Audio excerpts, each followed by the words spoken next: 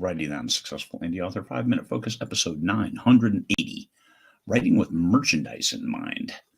So when you write your story, do you have catchy, glitchy, super cool merchandise that people might want to embrace and want to get more of?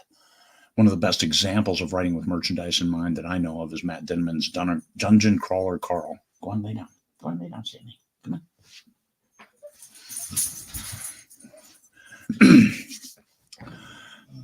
God damn it, don't it? And the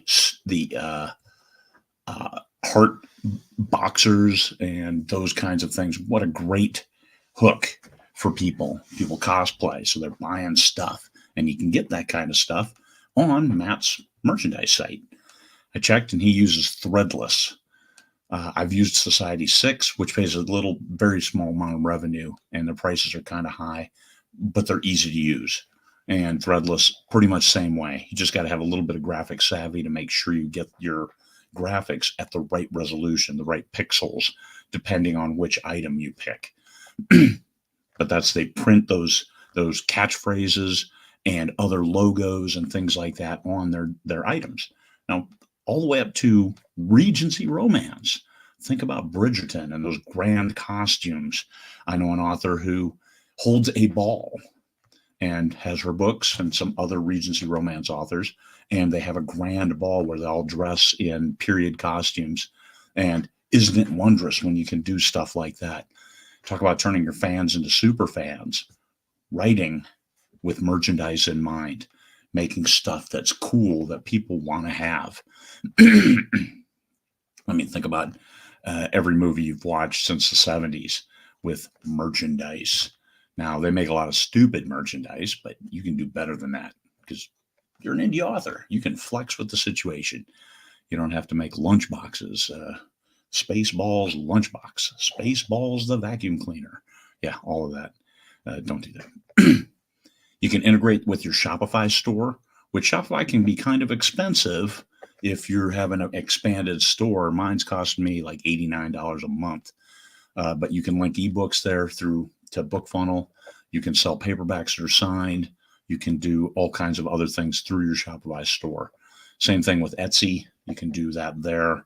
Etsy is not a print and drop ship kind of store. Threadless is. Society 6 is, and there are a lot of others that do that. So do a little research on what you want to do.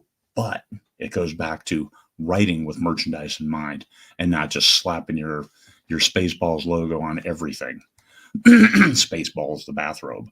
Well, what makes the bathrobe important? Well, I don't know. They've never wore it in the show. Yeah, that's what you're doing when you're writing. You write that in there. His favorite bathrobe with his whatever logo, screw the world or whatever it might be. You don't know. Whatever his catchphrase is. Think about Free Guy with Ryan Reynolds. Catchphrase. Put it on a bathrobe because that's what he wears to remind himself. Okay, so you might have fans do that too. Writing with the fans in mind, writing with the readers in mind. That's what writing to market is all about. But if you're including merchandise, throw in a couple of those little snippets. They love pizza. They love this kind of pizza. And they always use their Star Trek Enterprise pizza cutter. Yes, I have one of those. Don't start on me. There's a lot of different stuff that you can have, that you can buy, that you can sell, and that people want. It's that people collect, and they want to become one with your universe if you make sure it's set up right.